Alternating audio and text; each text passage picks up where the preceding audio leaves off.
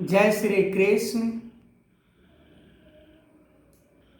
एक घड़ी आधे घड़ी आधे में पुनियाद, तुलसी संगत साध की कटे कोटि अपराध।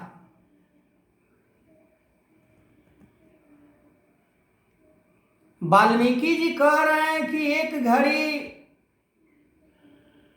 यदि सत्संग के संस्कार हमारे जीवन में उतर जाता है तो मन और इंद्रिया ये संसार के भोग विलास वासनाओं से ऊपर उठ जाता है। पर सत्संग के संस्कार हमारे अंदर उतरेगा तब। एक घड़ी का यदि सत्संग का प्रताप हमारे जीवन में उतर जाता है तो जीवन सफल होने की बात कही जा रही है। या था पूरे जीवन भी हम सत्संग में जाकर भी यदि सत्संग के संस्कारों को, सत्संग से जो गुण हमें सिखाए जाते हैं वो गुण को हम धारण नहीं करते हैं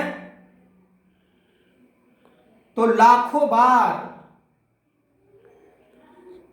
ऐसे तो कहा जाता है कि बिन सत्संग विवेक ना होई।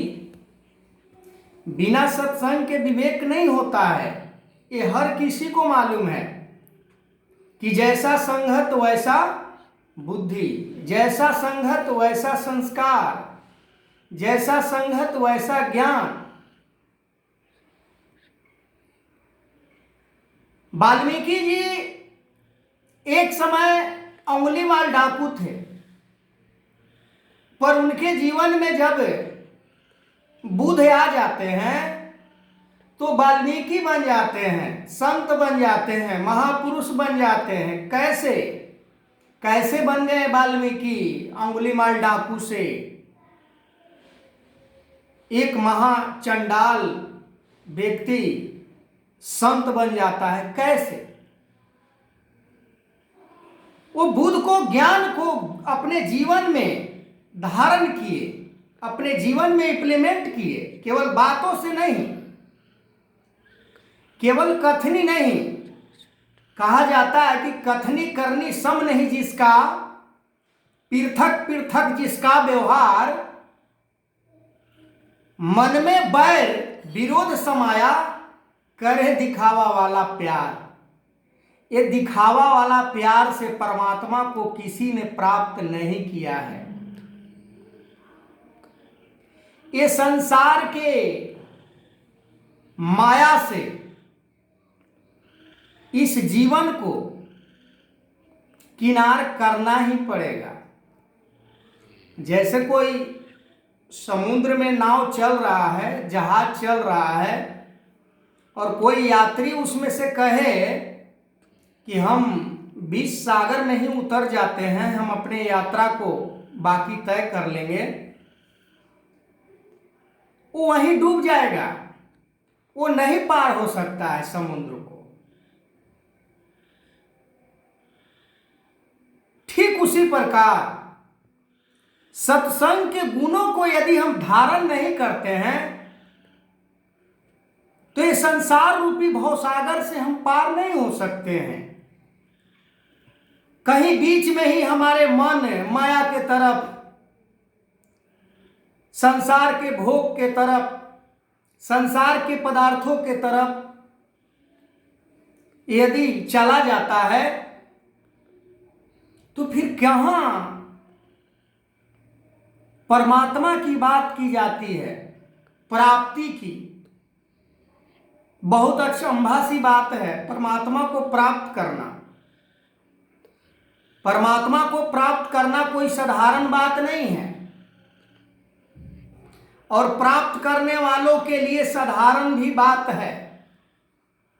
जिसने माया को छोड़ दिया, जिसने गुरु के चरणों में समर्पण हो गया, जिसने काम क्रोध लोभ मोह अहंकार के ऊपर विजय प्राप्त कर लिया, स्वार्थ लालच के ऊपर विजय प्राप्त कर लिया,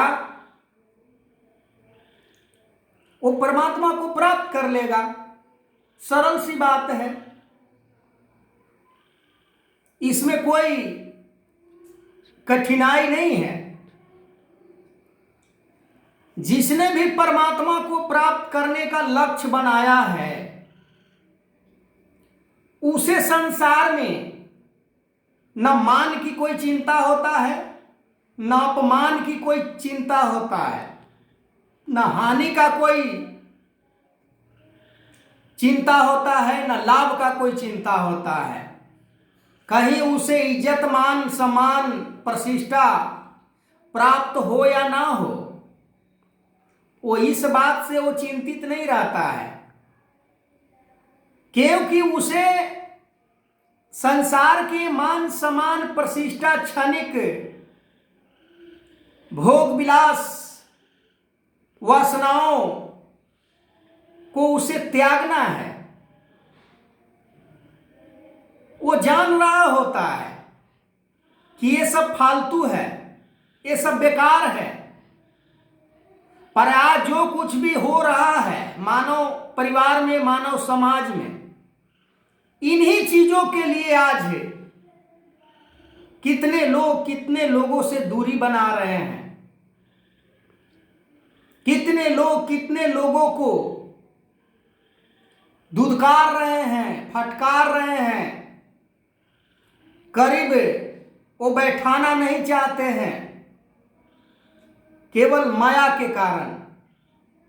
मैं मुआ ना मन मुआ, मरी मरी गया शरीर, आशा तृष्णा ना मरी, कह गए दास कबीर।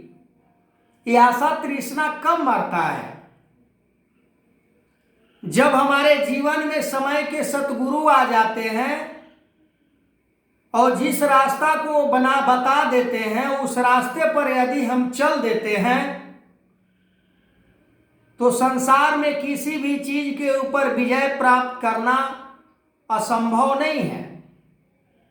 पर हमारा फोकस होना चाहिए, हमारा कॉन्फिडेंस होना चाहिए, विश्वास होना चाहिए। हर जगह हम चाहते हैं कि जीत जाएं, किसी के आगे हम झुके नहीं, किसी को झुका दे। जैसे दुर्योधन का, वो राजा का बेटा था, कोई साधारण नहीं था, फिर भी भगवान कृष्ण जैसे भगवान होकर भी उस दुराचारी व्यक्ति के पास जाकर